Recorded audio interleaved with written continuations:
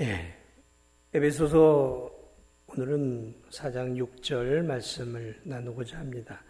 4장 4절부터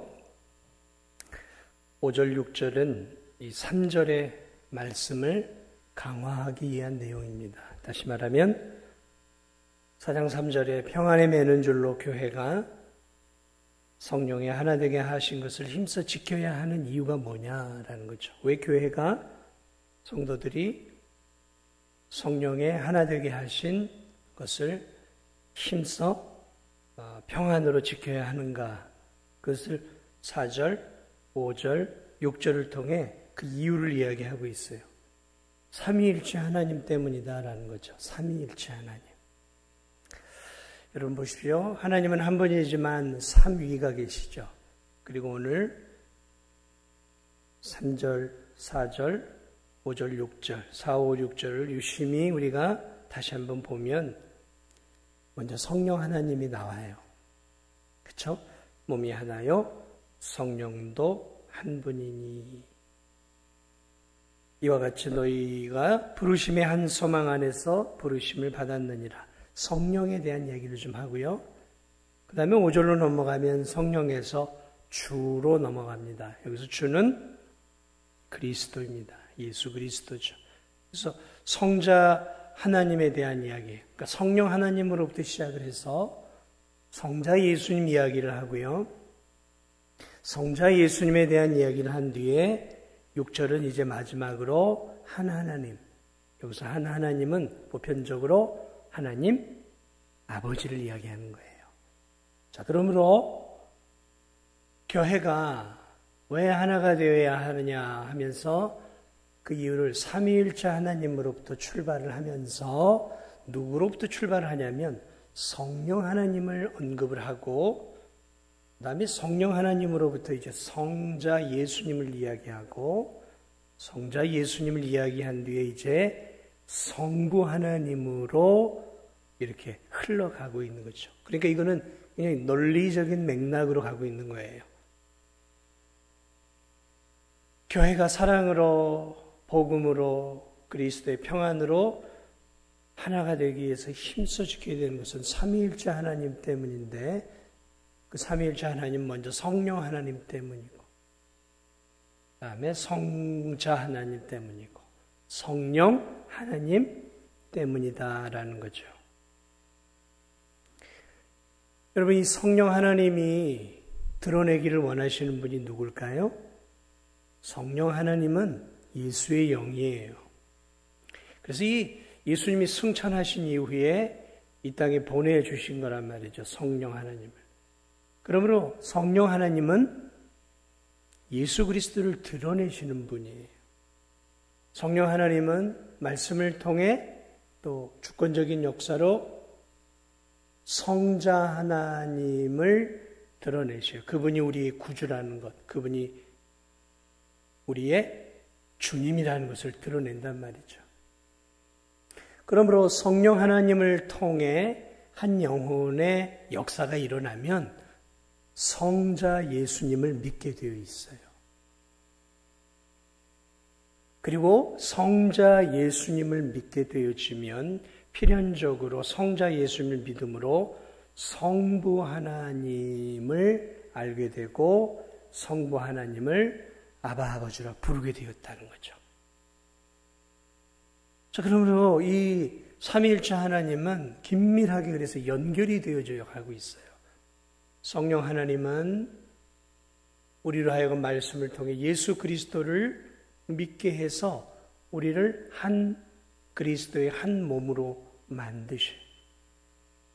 그리고 바로 그 드러난 그리스도를 통해 그리스도를 믿음으로 그리스도를 믿는 그 한 믿음을 통해 우리가 구원을 얻고 그 그리스도를 믿는 그 믿음을 통해서 성도들은 구원을 얻게 되어지는 것이죠. 그리고 한 소망을 갖게 되어지는 것이죠. 천국의 소망을 갖게 되어지고 그 그리스도 안에서 그리스도를 믿음으로 한 세례를 받고 한 천국의 소망을 갖게 되어지는 것이죠.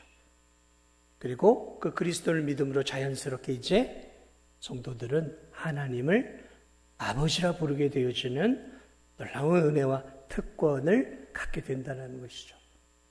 오늘 이 본문은 그렇게 논리적으로 이렇게 흘러가고 있는 거예요. 요한복음 1장 12절에 영접하는 자, 곧 그 이름을 믿는 자들에게, 예수의 이름을 믿는 자들에게는 하나님의 자녀가 되는 권세를 줬. 예수님을 알게 되면, 믿게 되면 필연적으로 하나님의 아버지를 아버지라 부르게 되어 있다는 것이죠. 고린도전서 8장 6절도 우리에게는 한 하나님 곧 아버지가 계시니, 그러면서 우리에게는 한 하나님 아버지가 있다라고 표현해요. 오늘 여러분과 함께 나눌 부분이 바로 이제 이 삼위일체의 마지막 부분인 성부 하나님에 대한 이야기예요. 성부 하나님. 하나님도 한 분이시니 곧 만유의 아버지시라. 만유 위에 계시고 만유를 통일하시고 만유 가운데 계시도다. 오늘 먼저 살펴볼 게 하나님도 한 분이다. 한 분이죠. 하나님은 두 분입니까? 세 분입니까? 삼위일체긴 하지만 성부 하나님, 성자 하나님, 성령 하나님, 삼신입니까? 아니, 우리는 그렇게 부르지 않아요. 우리는 세 하나님이라고 하지 않고 한 하나님을 믿어요. 그런데 그 하나님은 세 위격을 갖고 계신단 말이죠. 성부, 성자, 성령. 자, 그런데 오늘은 이제 이 성부 하나님이에요. 성부 하나님도 한 분이에요. 아버지 하나님도 한 분이라는 거예요. 한 분이라는 거예요. 우리가 믿는 하나님 아버지는 한 분이라는 것이죠. 자, 이 한 분 하나님, 이 한 분 하나님이 곧 만유의 아버지다라고 말하겠어요. 만유를 봤더니 이게 all이라는 말이에요. all. 모든 것의 아버지다라고 말하고 있어요. 근데 이 만유라는 말이 남성 명사로 쓰여져 있어요. 다시 말하면 이 헬라의 남성 명사는 이게 이제 사람만을 의미하는 거예요. 온 세상을 의미하면 중성 명사가 돼야 되는데 남성 명사가 쓰여서 all이라는 만유라는 의미는 모든 사람을 의미하는 거예요. 그런데 오늘 본문을 보면 모든 사람은 세상의 모든 사람이 아니라 오늘 이 4장을 쭉 살펴보니까 예수 그리스도를 믿고 있는 사람들에 대한, 다시 말하면 그리스도인들에 대한 이야기예요. 자, 그러므로 여기서 하나님도 한 분이고 만유의 아버지라고 할 때 이 만유는 예수 그리스도를 믿는 모든 사람들을 얘기하는 거예요. 그러니까 바울 시대의 모든 예수님 믿는 사람들을 1차적으로 의미하지만 조금 더 우리가 확장을 해보면 예수 그리스도를 구주로 믿고 있는 과거의 그리스도인들과 예수님 요 시대 그리스도인들과 오늘 그 후대가 되는 우리들과 또 앞으로 예수님을 믿게 될 후손들이 또 있겠죠. 그러니까 하나님은 한 분인데 그 하나님은 모든 그리스도인들의 아버지다라는 거예요. 모든 그리스도인들의 아버지. 헬라인 그리스도인의 아버지, 히브리 그리스도인의 아버지, 로마의 그리스도인의 아버지, 아프리카 그리스도인들의 아버지, 저 대한민국 우리 성도들의 아버지라는 거예요. 그러니까 사실 그래요. 우리가 이 세계를 나가 선교지를 가보면 예수님을 믿는 성도들은 다 하나님을 뭐라고 부르냐면 아버지라고 불러요. 하나님 아버지라고 그래요. 아버지. 이게 성경이 이미 그렇게 말씀하고 있단 말이죠.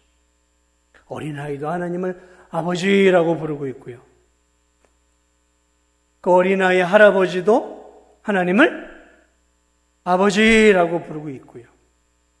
그 할아버지의 그 윗대 할아버지여도 하나님을 아버지라고 부른단 말이죠. 그러니까 예수 그리스도를 믿고 있는 모든 성도들은 한 아버지를 갖고 있는 거예요. 한 아버지. 그 아버지가 성부 하나님이신 거예요. 하나님이신 거죠. 자, 만유의 아버지신 거예요. 만유의 아버지라는 거죠. 모든 그리스도인들의 아버지가 되는 거예요. 예수의 영이 우리 안에 있기 때문에 우리가 양자의 영을 갖고 있단 말이죠. 그러므로 우리도 예수님을 믿는 그 순간 이제는 하나님을 아버지라 부를 수 있는 특권이 우리에게 이제 생겨났다라는 것이죠. 예수님을 믿어야만 예수의 영을, 양자의 영을 갖고 있어야만 하나님을 뭐라고 부를 수 있어요? 아버지라 부를 수 있는 거예요. 아무나 하나님을 아버지라 부르는 게 아니에요. 여러분, 세상의 어느 종교가 하나님을, 신을 아버지라고 부르는 그러한 종교가 어디 있어요? 아무 데도 없어요. 어디 감히 하나님을, 신을, 어디 감히 신을 아버지라고 부르냔 말이죠. 그거 없어요. 신은 무서운 존재예요. 무서운 존재예요. 두려운 존재예요. 신은 좀 비인격적인 존재예요. 그래서 모든 세상의 종교를 믿고 있는 사람은 신을 두려워해요. 무서워해요. 아버지는 무슨 아버지예요?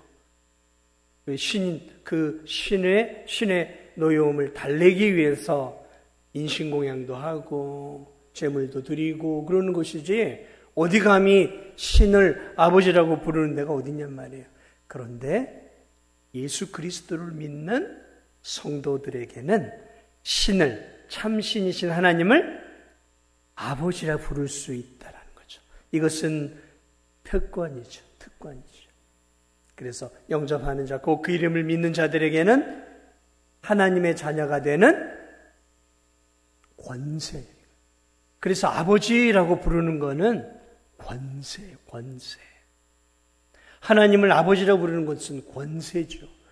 대통령이 만약에 우리의 아버지면 그 아버지를 우리가 대통령을 아버지라고 부를 수 있다면 그 아들은 뭘 갖고 있는 거예요? 사실은 권세가 있는 거죠. 가장 높은 사람을 아버지로 두고 있다는 것은 권세죠. 권세. 자, 어쨌든 하나님을 아버지로 만유의 모든 그리스도인의 아버지라는 거죠. 이것은 이제 예수 그리스도를 믿는 자녀들은, 사람들은 이제 자신의 그 죄에 대해서 용서를, 그리스도의 보배 피를 통해 용서를 받고 죄의 종노릇, 사단의 종노릇에서 해방이 되어 이제 하나님의 아들들이 되어지는 것이죠. 자, 그리고 하나님을 아버지로 모시기에 우리가 알고 있는 것처럼 한 소망을 갖게 되는 거죠. 천국을 기업으로 얻게 되어지는 것이죠. 갈라디아 4장 6절도 보면 너희가 아들임으로 하나님이 그 아들의 영을 우리 마음 가운데 보내사 아빠 아버지라 부르게 하셨느니라. 그러므로 내가 이후로는 종이 아니요 아들이니, 아들이면 하나님으로 말미암아 유업을 받을 자니라. 이러면서 이 에베소서 지금 4장에 있는 내용을 갈라디아서 4장 6절도 좀 압축해 놓고 있어요. 그래서 하나님을 믿게 되어지면 죄의 종노릇에서 해방되어 하나님을 아버지라 부르게 되고 이제 아들이 되어져 천국을 유업으로 받게 되어진다는 것이죠. 그렇습니다. 오직 우리가 믿고 있는 성도들의 아버지는 하나님 아버지 한 분밖에 없다라는 것이죠. 자, 그러므로 하나님을 아버지로 모시고 있는 성도들은 무슨 관계가 되어지는 것일까요? 하나님을 아버지로 모시고 있는 성도들은 가족이 되어지는 것이죠. 영적으로 형제 자매가 되어지는 것이죠. 그렇죠? 한 아버지 밑에 저도 아버지라고 부르고 우리 성도들도 하나님을 아버지라고 부르잖아요. 형님이라고 부르세요? 아니잖아요. 아버지라고 부르시잖아요. 한 아버지밖에 없잖아요. 두 아버지가 아니라. 한 아버지 밑에 아버지라고 부르는 자녀들은 다 뭐예요? 형제 자매가 되는 거죠. 가족이 되어지는 거잖아요. 지금 그 이야기를 하고 있는 거예요. 지금 이 에베소 성도들에게 뭘 지금 바울이 집요하게 가르쳐주고 있냐면, 그리스도인들은 가족이야 하는 것들을 가르쳐주고 있는 거예요. 영적 가족이라는 거예요. 가족이라는 거예요. 네. 아빠 아버지라 부르기에 우리는 가족으로서 영적 가족으로 하나님을 예배하고 하나님께 기도하고 하나님을 찬양하는 것이죠. 찬양하는 것이죠. 자, 이처럼 하나님 아버지를 우리 모두가 아버지로 모시고 있고 우리 모두가 하나님 아버지를 모시고 있는 형제 자매라는 거죠. 가족이에요. 가족. 그래서 교회는 가족이에요. 가족. 교회는 가족이죠. 혈연 공동체인 이 가족이 있다면 교회는 영적인 가족인 것이죠. 영적인 가족이에요. 근데 오늘 성경은 계속해서 이렇게 얘기합니다. 만유 위에 계시고 하나님이 우리 아버지가 만유 위에 계시고, 여기서 만유는 모든 그리스도인이라고 제가 표현했어요. 모든 그리스도인들 위에 계시고 있다라는 거예요. 위에 계신다는 거예요. 위에 계신다. 이거는 그냥 요 위에 여기 있다라는 의미가, 위에 있다라는 의미는 다스린다는 의미겠죠. 다스린다는 의미가 있는 것이죠. 높으신 분이라는 거죠. 위에 계신다는 것은 다스리고 통치의 의미가 있어요. 그러니까 하나님 아버지는 만유 위에 계시다는 말은 모든 그리스도인들을 다스리고 통치하시는 창조의 하나님이라는 거죠. 다스리시는 하나님이라는 거죠. 자, 한번 보세요. 이 우주 만물을 하나님이 천지를 창조하심으로 하나님 만드셨어요. 자, 그런데 인간의 죄로 말미암아 인간이 죄를 지음으로 하나님으로부터 분리가 되고 멀어져 죄인이 되었어요. 자, 그런데 하나님께서 그리스도를 보내주심으로 하나님과 멀어진 우리 사이에 연결 다리를 만들어 주셔서 예수 그리스도를 믿게 하시고 보내주셔서 그분의 십자가의 보배 피를 믿는 자들이 이제 예수님을 믿고 하나님의 자녀가 되어 교회가 형성이 되었단 말이죠.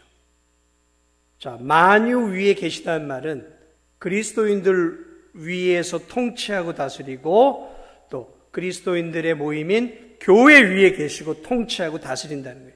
다시 말하면 오늘 이 말씀은 뭐냐면 하나님이 이 교회를 만드셨다는 거예요.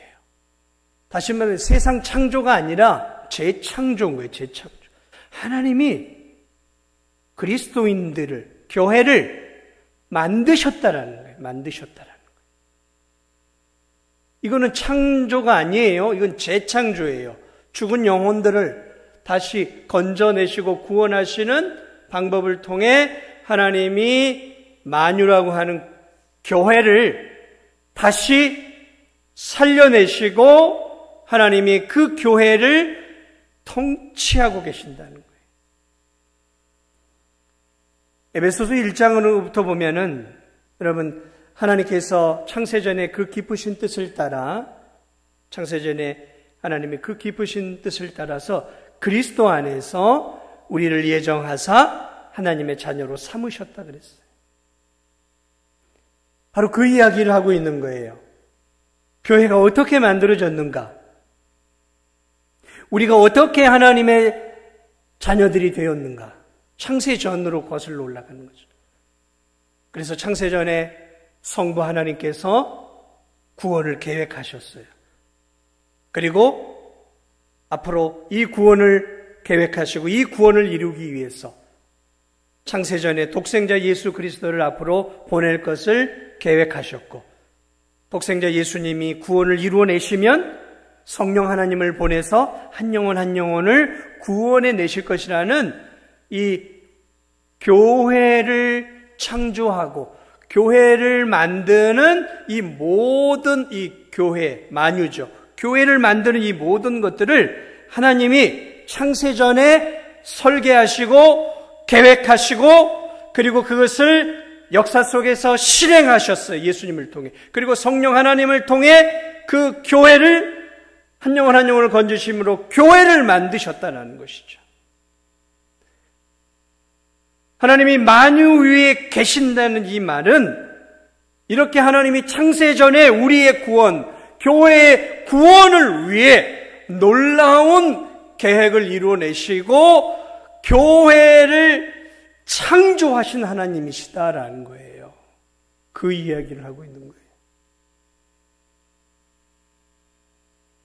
창세기에 나오는 그 세상의 창조가 아니라 그 창조로 인해 타락이 되어졌고 타락된 가운데서 하나님이 하나님의 백성인 교회를 만드는 이 놀라운 일이 그냥 역사 속에서 그냥 이루어졌던 게 아니라 이미 창세 속에서 하나님의 큰 빅픽처라 그러죠. 큰 그림 속에 이 놀라운 우리의 교회를 지금의 이 진도중앙교회라고 하는 이 아름다운 성도들의 공동체를 만들 비전을 갖고 계셨다는 거예요. 그게 만유 위에 계신다는 의미예요. 그리고 한 걸음 더 나아가 만유 위에 계시고 만유를 통일하시고, 통일하신다는 의미는 한글로는 그냥 우리는 그냥 하나됨 뭐 이런 그런 의미지만 하나님이 이 만유를 만드시고 창조해 내시고 교회를 창조해 내시고 그 다음에 이 교회를 이제 하나님이 어떻게 하시냐면은 이 교회를 섭리해 가신다는 거예요. 창조만 하고 우리를 구원해 놓은 것만이 아니라 구원해 놓은 이 교회를 하나님이 일거수일투족을 바라보시면서 그 하나님이 권능의 손으로 지금도 교회를 하나님의 그 불꽃 같은 눈과 그 능력의 손으로 보호하시고 지키시면서 하나님이 운행해 가시고 있다는 거죠. 교회를. 이 우주 만물도 마찬가지예요. 하나님의 해와 별과 달을 만들어 놓고 방치하고 있는 게 아니라 이 우주를 하나님이 지금도 그의 권능의 손으로 붙잡으시고 움직여 가고 계신단 말이죠. 그런데 하나님이 이 우주를 움직여 가시는 중요한 이유가 뭐냐면 이 우주를 만들어 놓으셨던 가장 핵심은 인간이었단 말이죠. 그러니까 이 우주가 움직여가는 가장 핵심은 뭐냐면 지금 이 교회예요. 교회 때문에 하나님이 이 우주를 움직여가고 계시는 거예요. 여기서 이 만유를 우리를 구원하시고 교회를 만드신 하나님이 만유를 통일하신다는 이 말은 교회를 지금 하나님이 불꽃 같은 눈으로 지켜보시고 저와 여러분을 이 진도중앙교회를 지켜보시고 이 교회가 하나님이 기뻐하는 교회가 되어질 수 있도록 하나님이 지금도 뭘 하고 계시냐면 일하고 계신다는 거예요. 일하고 계신다는 거예요. 우리 속에서 역사에서 일하고 계시고 이 교회 가운데 성도들의 무리 가운데서 하나님이 지금도 일하고 계신다는 거예요. 일하고 계신다는 거예요. 주무시지 않는다는 거예요. 불꽃 같은 눈으로 지금도 구원의 역사와 하나님의 뜻을 성도들을 통해서 하나님이 움직여 가고 계십니다. 그러니까 우리가 성화되어져 가고 성숙해져 가는 것도 그냥 우리의 힘으로 되어지는 게 아니에요, 사실은. 하나님이 저와 여러분을 붙잡고 계시고 이끄시기 때문에 저와 여러분이 지금도 믿음을 잃지 않고 믿음의 신앙생활을 하고 있는 거예요.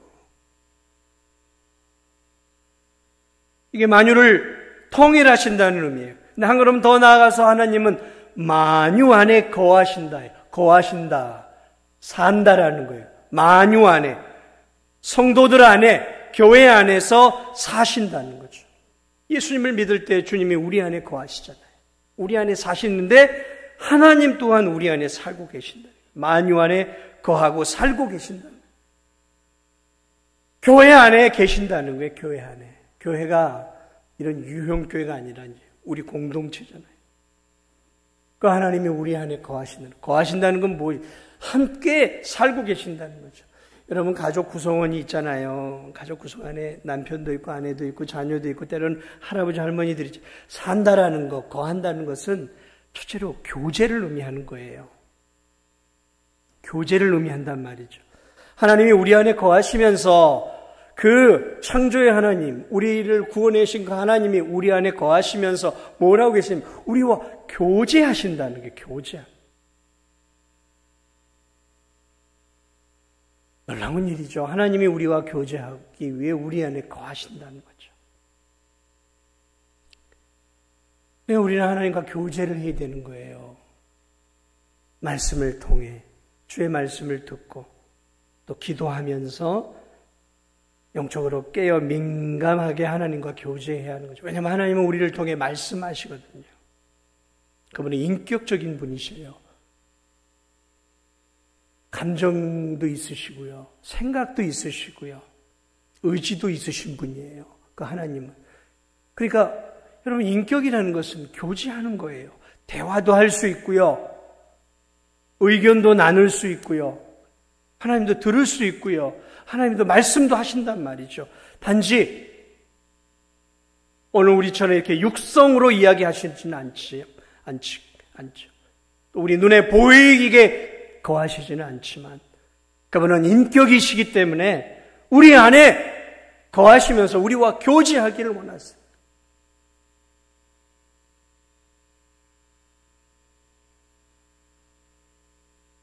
내 마음 그리스도의 집이라는 책이 있어요. 예전에 고전인데 한 사람이 한 영혼 속에서 내 안에 거하신 예수 그리스도를 받아들이지만 한 부분만 내어드려요. 근데 이 안에 계신 하나님이 왜 직장에서는 나에게 양보하지 않니? 그래서 하나님 말씀해. 직장에서도 그럼 하나님 역사해 주세요 하고 직장에서도 교제. 근데 너 왜 취미 활동하는 데는 왜 나에게 아무 얘기도 안 하고 네 마음대로 하냐? 취미 활동도 나하고 얘기 좀 해야 될 거 아니야? 그렇죠? 그래서 취미 활동 부분도 이제 하나님과 대화를 하기 시작하면서 취미 활동 부분도 하나님께 내어드리고 여행 가는 거 왜 나한테 얘기 안 하고 네 마음대로 하냐? 나 주인으로 여기면서 그러면서 그렇죠. 여행 갈 때도 하나님께 내어드려야죠. 하나님과 의논해야죠. 그래서 마음속에 계신 하나님께 여행 가는 거 스포츠 하는 거는 왜 네 마음대로 하고 그래? 왜 나하고 의논하지 않아? 그러네. 그러면서 내 마음속에 삶의 부분 속에서 이제 하나하나 하나님께 의논하고 하나님께 내어드리는 그게 이제 내 마음 그리스도의 집이라고 하는 그런 내용들이에요. 그러면서 내 안에 거하시는 주님께 내 삶의 모든 영역을 하나하나 다 내어드리기 시작을 했어요. 그러니까 그 책에서 얘기하고 있는 게 뭐냐면 우리가 어떤 부분을 하나님께 내어드리지만 어떤 부분은 주님 터치하지 마세요. 이건 좀 내 맘대로 할게요. 직장에서는 이건 좀 제 맘대로 할게요. 취미 활동은 좀 신경 쓰지 마세요.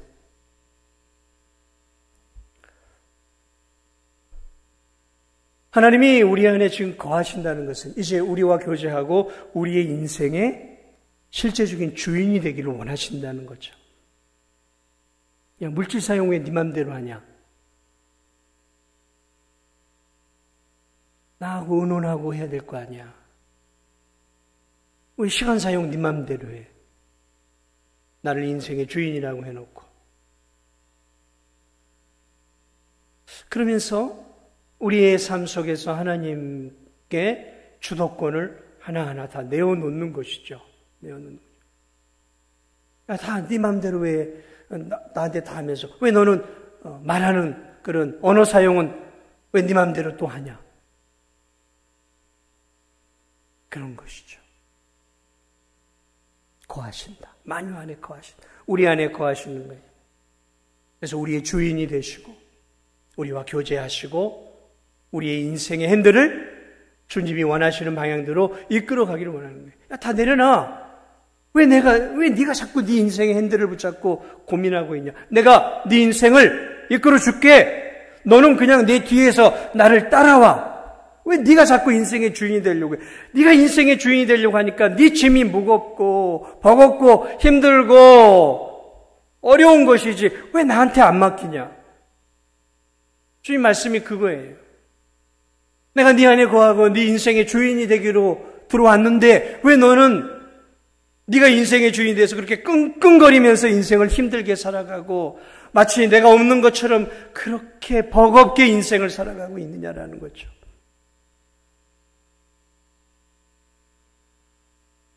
사랑하는 여러분, 그렇습니다. 하나님이 우리 안에 거하신다는 의미는 그런 의미예요. 그리고 우리 안에 거하시면서 우리의 인생길들을 인도해 주시겠다는 거예요. 인도해 주시겠다는 거예요. 그러면 그 인생은 참 쉽죠. 하나님께 맡기고 아멘, 나는 따라가겠습니다. 순종만 하겠습니다. 라고 따라가는 인생은 참 복되고 심플한 인생이 되겠지만 뭔가 하나님이 내 안에 계시지만 뭔가 내 힘대로 하려고 하면 참 힘든 인생이 되는 거예요. 피곤한 인생이 되는 겁니다. 그리스도인들 가운데도 굉장히 피곤하고 힘들게 인생길을 살아가는 성도들이 있어요. 왜냐하면 안 맡기거든요. 맡기는 척만 해요. 그리고 내가 다 짊어지고 가요.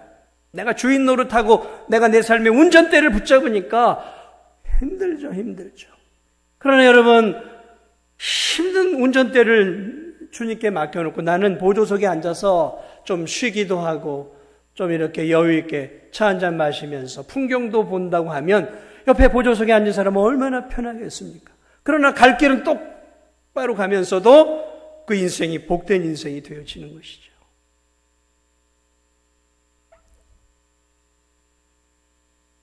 그 이야기를 하고 있는 거예요. 만유 안에 거하시고 우리 안에 거하시며 우리의 인생길들을 주인 되어 주셔서 인도해 주시고 보호하시고 교제하시고 천국까지 결국 인도해 주신다는 말씀이에요. 자, 그러므로 오늘 이 말씀의 마지막 부분이 그런 부분인 거예요. 이렇게 하나님 아버지가 우리의 인생의 주인으로 또 이 진도중앙교회의 주인으로 아버지로 함께하고 있다라는 것이죠. 그러므로 아버지가 이 진도중앙교회 한 분이고 그럼 우리 모두는 그리스도의 자녀들이란 말이죠. 어떻게 살아야 되겠느냐? 다시 3절로 돌아가면 그 얘기를 하고 있는 거예요. 그러므로 평안에 매는 줄로 성령이 하나 되게 하신 것을 힘써 지키라라는 거예요. 힘써서 교회의 평화를, 교회의 하나됨을, 성도들의 하나됨을 지키라는 거죠. 교회는 싸움의 공동체가 되어서는 안 된다는 거예요. 분열의 공동체가 되어서는 안 된다는 거예요. 중상모략하고 비방하고 분노하고 서로의 가슴을 찌르고 무시하고 무심한 교회가 되어서는 안 된다는 거예요. 여러분, 부모와 자녀들이 있는 가족을 한번 예를 들어보겠습니다. 겉으로 보기에는 물질적으로 부족함 없이 살아가요. 그런데 뚜껑을 열어봤더니 가정 안에서 부부가 대화를 하지 않네요.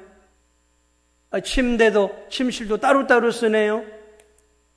아주 필요한 얘기가 아니면, 자녀들에 대한 얘기가 대화가 없네요. 심리적으로 이혼 상태네요. 그 안에 자라나는 자녀들 보니까 그냥 부모 속 썩이고 형제들끼리 막 티격태격하고 싸우네요. 말다툼하고 싸운다고 하면 여러분, 그 가정은 가정이지만 그게 온전한 가정이겠습니까?